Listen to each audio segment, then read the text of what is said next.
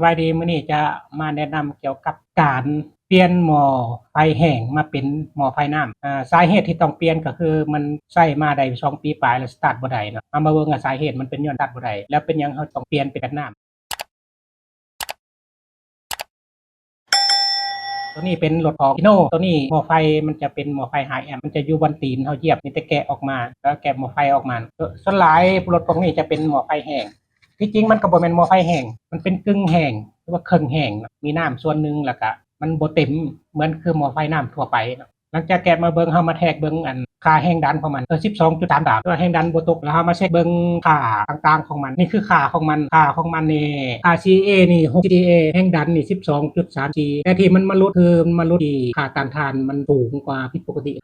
50.50 โอห์มมิลลิโอห์มตัวนี้ล่ะสาเหตุที่ให้กระแสไฟมันแล่นออกจากหม้อไฟบ่เต็มที่ที่จริงค่า CA 60 CA นี่สามารถสตาร์ทรถจับได้แล้วเพราะว่า60-70ขึ้นมาก็สตาร์ทได้แล้วแต่ว่าที่มันสตาร์ทบ่ได้ก็ย้อนว่าค่าต้านทานมันสูงสาเหตุเกิดจากที่เฮาใช้งานไปโดนๆแล้วมันเขาเอิ้นว่าซันเฟสจะเป็นค่าไปปกไปห่อหุ้มพวกแผ่นถาดต่างๆให้มันหนาขึ้นมันเฮ็ดให้กระแสไฟนี่มันส่งออกบ่ได้ดีก็เลยบ่มีแรงที่จะกระแสบ่สูงเฮ็ดให้กระแสบ่สูงมันบ่มีกระแสไปเลี้ยงได้บ่เพียงพอจึงเฮ็ดให้เฮาสตาร์ทรถบ่ได้ถ้ามาเบิ่งวิธีแก้ไขแบตตัวนี้เพิ่นว่าใช้มาได้2ปีปลายแล้วโดยการวิธีแก้ไขก็จะเติมน้ำใส่เนาะการเติมน้ำเฮาก็มีแต่ว่าแก้พาเทิงๆออกหลายคนอาจจะเข้าใจว่าหม้อไฟแห้งนี่มันก็เป็นแห้งใช้น้ำบ่ได้ที่จริงมันใช้น้ำได้เนาะเวลาเอาแกะผาออกแล้วเขาถอนผาปกตรงเทิงนี่พยายามอย่าเอาหน้าไปส่องเนาะเพราะว่ามันจะมีไอแก๊สขึ้นมาอาจจะเข้าหูเข้าตาเข้าดังเป็นอันตรายภาพได้หลังจากนั้นเฮาก็เติมน้ำใส่น้ำกินน้ำดื่มเฮานี่แหละบ่เติมน้ำกันก็ได้หลายคนก็ว่าน้ำกันดีกว่าบ่น้ำกันกับน้ำดื่มก็เท่ากันมีค่าเท่ากันก็เติมใส่ห้องละ10 ซีซีนะเติมใส่แล้วเ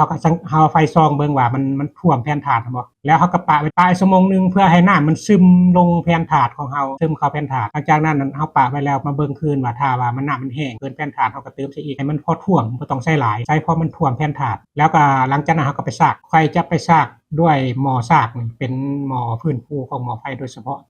มันจะช่วยให้สลายสารพิษทางในได้แต่ถ้าหากผู้ใดบ่มีหม้อซากก็สามารถเอาใส่รถจักรแล้วก็ขี่ไปให้มันซากไปนำขี่ไประยะนึงขี่ไปตลาดไปการจังซี่ขี่ไปเบิ่งจักรถ้าว่าขี่ระยะสั้นเฮาขี่จักมื้อ2มื้อแล้วค่อยมาสตาร์ทลองจะพาสตาร์ทเฮ็ดนี่ต้องใจจริงๆถ้ามีหม้อซากก็ซากให้มันเต็มเลยแล้วก็เอาไปใส่มันก็จะสตาร์ทได้คือเก่าหลังจากซากแล้วเฮาไปใส่รถแล้วก็ลองสตาร์ทเบิ่งว่าสิได้บ่